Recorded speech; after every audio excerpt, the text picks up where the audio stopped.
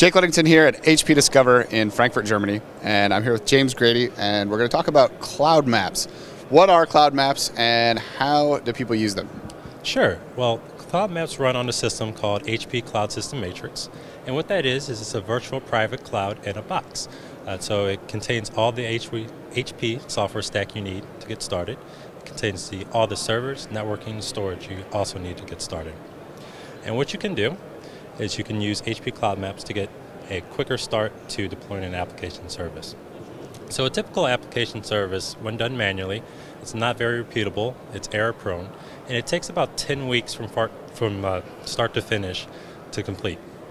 Using HP Cloud Maps, we've simplified and streamlined this process, and now it takes only a day to deploy a typical application service. So right now we have over 200 cloud maps available for most mainstream applications. So what would be an example of a deployment you might use a cloud map for?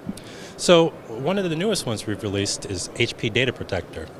Now what that does is it installs HP Data Protector agents on a newly deployed server. So it'll actually go ahead and lay down the infrastructure you need for HP Data Protector. It'll install the operating system on this new virtual machine or physical system. And on top of that operating system, it'll install the HP Data Protector agents.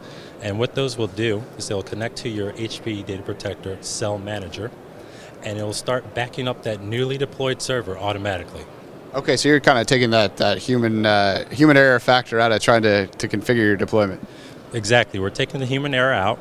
We're making it a lot easier on administrators. And what you can actually do is have your consumers request new services without having to go through the entire IT process of requesting, a new server to be deployed with Data Protector.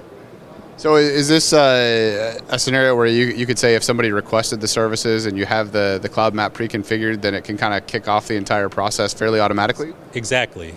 If the cloud map is already imported and configured, the whole process is automated for the user. Wow, so that means you could be up and running same day, theoretically. That means you can be up and running in 15 to 20 minutes for a virtual machine and 40 minutes to an hour for a physical machine. Nice.